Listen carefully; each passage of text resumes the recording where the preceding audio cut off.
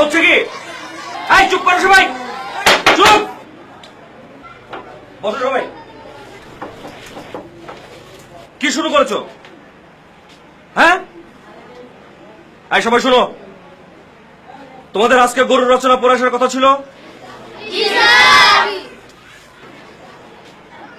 সবাই কি পড়ে আসছো? এই এই বসো। এই কি করতেছিলা? না স্যার, মানে আমার খাতা খুঁজে পাচ্ছি না তো, তাই ওর কাছে দেখছি সেটা আমার খাতা কিনা। এই তুমি খাতা নিয়েছো? স্যার, ও না মিথ্যা কথা বলছে, আসলে সে খাতাই আনেনি। আচ্ছা আমি বুঝতে পেরেছি, বসো তুমি।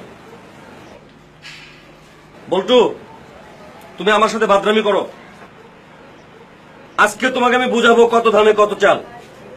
একটা শর্তে তোমাকে আমি মাফ করতে পারি, তুমি যদি সবার সামনে গরুর রচনাটা গড়গড় করে বলে দিতে পারো, তাহলে তোমার সব শাস্তি মাফ।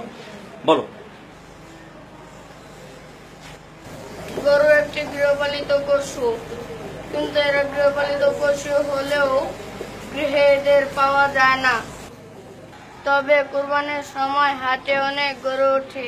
কুরবানি মানে নতুন নতুন জামা কাপড় কিনে আনা। স্যার দেখেন কেমন করছে। এই চুপ। তা বুকে বলছি যে আমার জন্য 4টা কাপড় না কিনে দিলে আমি করব না।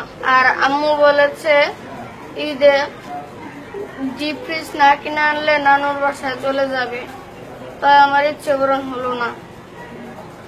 আর ঈদের সময় গরুর গোশত খাবো আর স্যারকে দাওয়াত দেবো।